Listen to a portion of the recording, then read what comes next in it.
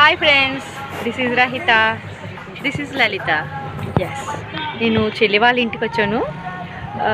Twins కదా, మేమిద్దరు twins. మేము పర్సనల్గా మా లైఫ్లో చాలా ఎక్స్పీరియన్స్ ఫేస్ చేస్తాం. అండ్ ట్విన్స్ గురించి కొన్ని క్వాలిటీస్ చెప్పాలనుకుంటున్నాం ఈరోజు. చిన్నప్పటి నుంచి మేమైతే కలిపే చదివి చిన్నప్పటి నుంచి ఇంక సేమ్. మా అక్క అన్నయ్య అయితే డిఫరెంట్గా, వాళ్ళ లైఫ్ స్టైల్ వేరు, మా లైఫ్ స్టైల్ వేరు. ఇంక మేమైతే సేమ్ ఒకటే కంచెలో తినడం, ఒకే మంచం మీద పడుకోవడం అలా ఉండేది. అండ్ ఇంటర్ వరకు కలిపే చదువుకున్నా. నేను ఫస్ట్ అయితే తను సెకండ్, లేకపోతే ఇద్దరికి సేమ్ మార్క్స్ రావడం. థింకింగ్ ఒకటే, రైటింగ్ వేరు, అలా ఉండేది.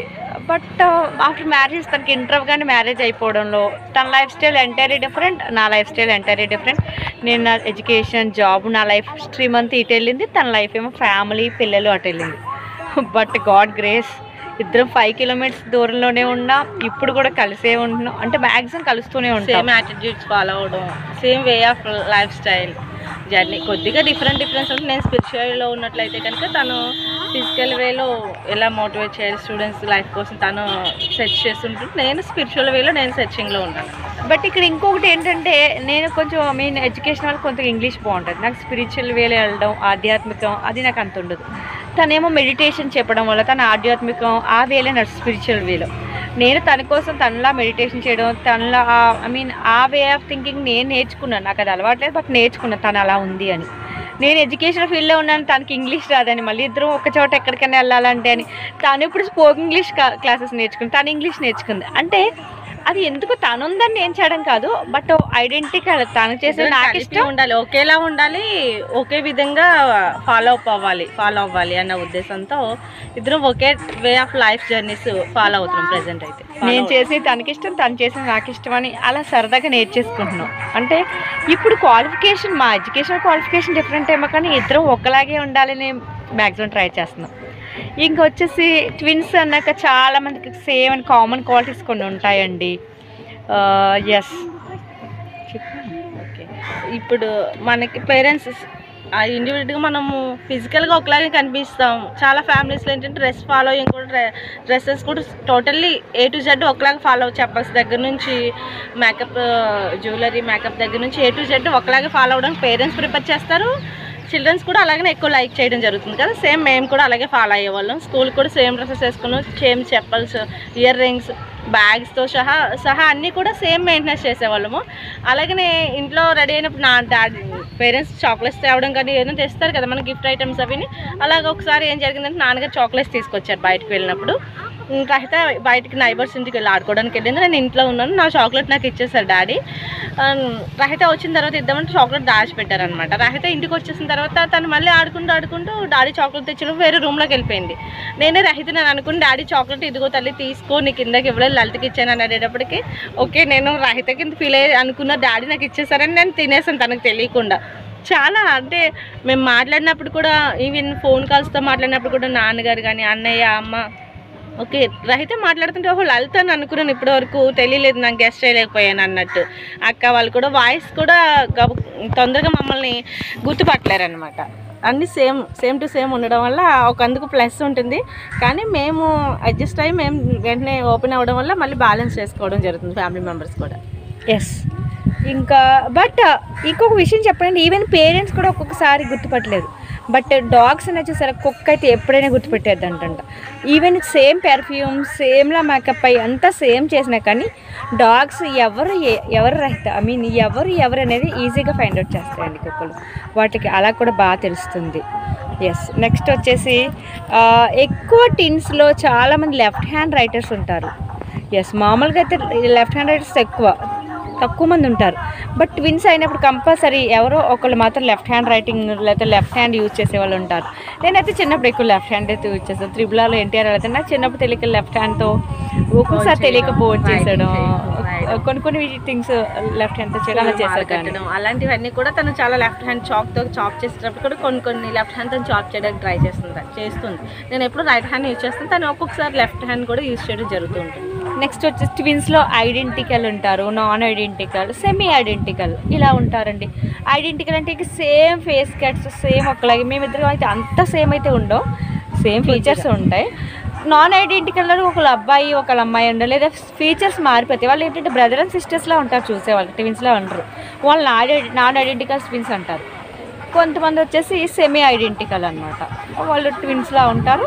బట్ వాళ్ళ జైగోటి వాళ్ళ మదర్ హోమ్లో తయారయ్యేటప్పుడు కూడా కొంచెం డిఫరెంట్గా తయారవడం వల్ల వాళ్ళు నాన్ ఐడెంటికల్ ట్విన్స్ అంటారు వాళ్ళు.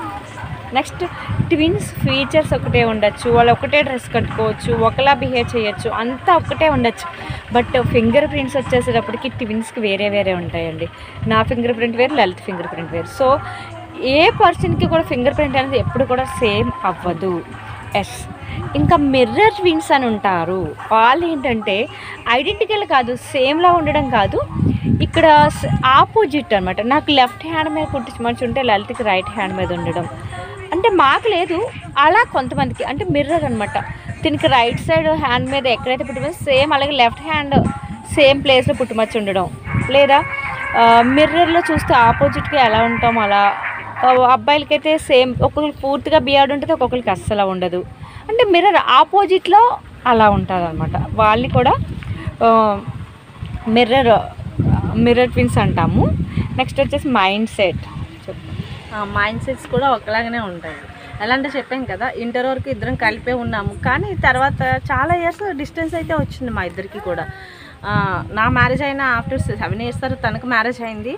ఆ జర్నీ టైం కూడా మేము ఇద్దరు మధ్యలో కొద్దిగా కలిసినా కానీ విడివిడిగా లైఫ్ జర్నీ కొనసాగించాము. అలాగే నాకు పిల్లలు పుట్టడం, మా పిల్లలు స్కూల్కి వెళ్ళడం, తనకి పిల్లలు పుట్టడం, కామన్గా తన పిల్లలు కూడా స్కూల్కి వెళ్ళడం జరిగింది. కొంచెం ఇద్దరం కూడా ఫ్రీ అయ్యాం. మా లైఫ్ జర్నీలో ఎప్పుడైతే కొంచెం ఫ్రీ అయ్యామో, పీస్ఫుల్నెస్ ఎప్పుడు వచ్చిందో అప్పుడు మళ్ళీ ఇద్దరం కలిసి లోపల ఉన్న తపన, ఇంట్రెస్ట్, యాటిట్యూడ్స్ అండ్ అలాగే ఆలోచన విధానాలు సేమ్ థింకింగ్ అవ్వడం వల్ల మళ్ళీ ఇద్దరం కలిసి మా లైఫ్ జర్నీని మూవ్ చేయడానికి ఇప్పుడు లయన్స్ క్లబ్ మెంబర్షిప్ తీసుకున్నా, కానీ అదర్ యాక్టివిటీస్, స్కూల్కి సంబంధించిన సర్వీస్ ఓరియంటెడ్ ప్రోగ్రామ్స్ కండక్ట్ చేసినా, ఏం చేసినా సరే మళ్ళీ ఇద్దరం సేమ్ చిన్నప్పుడైతే ఎలా మూవ్ అయ్యేవాళ్ళమో కలిపి సేమ్ అదే పర్పస్లో ఇప్పుడు కూడా మూవ్ అవ్వగలుగుతున్నాను. అంటే మైండ్ సెట్ ఒక్కటే ఉంటుంది. ఏంటంటే ట్విన్స్ చిన్నప్పుడే విడిపోయి వారు వేరే వేరే ప్లేస్లో డిఫరెంట్ లైఫ్ స్టైల్స్లో డిఫరెంట్ స్టైల్స్తో పెరిగినా కానీ వాళ్ళ మైండ్ సెట్ అనేది మారదంటండి. వాళ్ళ thinking, way of thinking, behaviour అంతా ఒక్కలాగే ఉంటుంది. ఎస్. అది అలాగనే ఇంకొక చిన్న వింత పోరుకోయిన విషయం మనం తెలుసుకుందాం. ఇప్పుడు 2011లో బ్రిటన్లో చిన్నప్పుడు అనుకోని పరిస్థితుల వల్ల విడిపోయిన అమ్మాయి అబ్బాయికి కూడా ట్విన్స్ పుడతారని చెప్పుకుంటాం కదండి. అలా విడిపోయిన ఇద్దరు ట్విన్స్ పెద్ద అయిన తర్వాత మ్యారేజ్ చేసుకోవడం జరిగింది, కానీ ఆ విషయం వాళ్ళకి మ్యారేజ్ అయిన తర్వాత తెలియడం జరిగింది. ఇంకా ట్విన్ సెట్స్ ఉన్నాయనుకోండి, ఒక ట్విన్ అమ్మాయి అంటే ఒక జంట అమ్మాయి ట్విన్స్, ఒక జంట అబ్బాయి ట్విన్స్, వాళ్ళు పెళ్లి చేసుకున్నారంటే 4 అవుతారు కదా. ఈ ట్విన్ సెట్, ఆ ట్విన్ సెట్ అలా అవుతారు కదా. వీళ్ళకి అప్పుడు పిల్లలు పుట్టారనుకోండి, ఈ ట్విన్ సెట్కి పిల్లలు పుట్టి ఆ ట్విన్ సెట్కి పిల్లలు పుట్టారనుకోండి, ఎందుకంటే సిస్టర్ బ్రదర్ కదా. అది ఏమవుతుంది, క్యాజువల్గా అయితే మన లా ప్రకారం చెప్పాలంటే వాళ్ళకి కజిన్స్ అంటారు. బట్ ఇక్కడ అలా కాదండి. ట్విన్ సెట్ అంటే వీళ్ళు ఒక సేమ్ మదర్ నుంచి పుడతారు, వాళ్ళు సేమ్ మదర్ నుంచి, కాబట్టి వీళ్ళు ట్విన్ సెట్ అవరు. వీళ్ళు sisters, same brother and sister. Science ప్రకారం అయితే సేమ్ బ్రదర్ అండ్ సిస్టర్ అనే చెప్పచ్చు మనం. ఎస్. నెక్స్ట్ వచ్చేసి twin set. Twins joint twins ఉంటారు కదా, బ్రదర్ సినిమాలో జాయింట్ ట్విన్స్. అలా అవ్వడానికి కారణం ఏంటంటే జైగోట్. అంటే ఎప్పుడైతే స్పెర్మ్ ఎగ్ మిక్స్ అయినప్పుడు అది 2 కింద డివైడ్ అయిపోయినప్పుడు ఇద్దరు ట్విన్స్ పుడతారు. అది డివైడ్ అయ్యకుండా ఆ జైగోట్ ఎప్పుడైతే ఒక్కలాగే ఉండిపోయి మదర్ బేబీకి జన్మనిస్తుందో అప్పుడు అలా ఒకే హెడ్తో పుట్టడం, లేదా హ్యాండ్స్ కలిసి పుట్టడం, ఇలాంటి సిచ్యువేషన్స్ జైగోట్ ఒక్కటిగానే ఉండి బేబీ పుట్టినప్పుడు అలాంటి సిచ్యువేషన్స్ వస్తాయండి. నెక్స్ట్ వచ్చేసి ట్విన్స్ అడ్జస్ట్ అవ్వడం అనేది వాళ్ళు మదర్ ఓమ్లో ఉన్నప్పటి నుంచే, ఎందుకంటే ప్లేస్ సరిపోదు కదా. ఒక బేబీయే 4 ఎక్కువ వెయిట్ ఉంటేనే ప్లేస్ అంతా సరిపోదు. మదర్ హోమ్లో అడ్జస్ట్ చేసుకోవాలి. ఇద్దరు కూడా చాలా కాంప్రమైజ్ అయ్యి అడ్జస్ట్ చేసుకున్నప్పుడు వాళ్ళు హగ్ చేసుకున్న మూమెంట్లో వాళ్ళు ఉన్నట్లయితేనే ఆ ప్లేస్ని వాళ్ళు ఫుల్ఫిల్గా అడ్జస్ట్ చేసుకుని కన్వీనియంట్గా వాళ్ళు మూవ్ అవ్వగలుగుతారు. కాబట్టి ఆ మదర్ హోమ్లో వాళ్ళు అడ్జస్ట్ అవ్వడము నేర్చుకోవడం జరుగుతుంది. ఎస్. ఇంకా ఇక్కడ వచ్చేసి సో అలా అడ్జస్ట్మెంట్ ఉంటుంది. నేను లలిత అయితే ఇక ఇది నాది అది తనకే ఉండదు, నాకు ఉండదు. ఒక జలస్, ఒక సిస్టర్ విషయంలో, ఒక ఫ్రెండ్ విషయంలో, ఇంకెవరి విషయంలో మనకు జలస్ ఫీలింగ్ వస్తుంది, నాది అనే ఫీలింగ్ వస్తుందేమో. ఏది ఒక సారీస్ మార్చుకోవడం ఏదైనా సరే, ఇది నాది, అయ్యో లలితకి ఎంత ఇచ్చాను అనుకోను, లేదా లలితకి ఎక్కువ వచ్చిందని అసలు ఏది నాది అనే ఫీలింగ్ మా ఇద్దరి విషయంలో రాదండి. చేసుకోవాలన్న ఒపీనియన్తో ఎప్పుడు అదే థింకింగ్లో ఉంటాం తప్పితే అరే ఇస్తున్నామన్న ఫీలింగ్ ఇద్దరికీ ఉండదు. మీన్ థింకింగ్ కూడా ఎవరైనా అడిగితే ఇద్దరు అదేంటి తను అలాగే చెప్పి నువ్వు అలాగే చెప్తున్నావు అంటారు. ఎవరైనా తెలిసిన కొత్త పర్సన్స్ మాతో మాట్లాడినప్పుడు సరదాగా ఎప్పుడైనా డైరీలో రాసుకున్నా ఈ సేమ్ పాయింట్స్ మేబీ రాసే మాట ఏమైనా మార్చు కానీ మీనింగ్ మాత్రం సేమ్ మీనింగ్ వచ్చేలా ఉంటుంది. అంటే ఇద్దరు వేరేగా ఉంటాయి కానీ దానికి మీనింగ్ అనేది మాత్రం same, okay type of mind set ఒక్కటే ఉంటుంది. గాడ్ గ్రేస్, ఇద్దరు కలిసే పుట్టి కలిసే పెరిగి. మళ్ళీ గాడ్ గ్రేస్ ఏంటంటే మేము ట్విన్స్ చాలా చాలా దూరంగా అవుతుంది పెళ్ళయ్యాక. మా అదృష్టం జస్ట్ 5 కిలోమీటర్స్ దూరంలో ఉన్నాం, మ్యాక్సిమం కలుస్తూ ఉంటాం. ఇది friends, thank you all. Thank you everyone. Your Rahitha and Lalitha. Thank you. Signing off. Bye. Yes, వీడియోని లైక్ చేయండి, షేర్ చేయండి, సబ్స్క్రైబ్ చేయండి. Bye bye.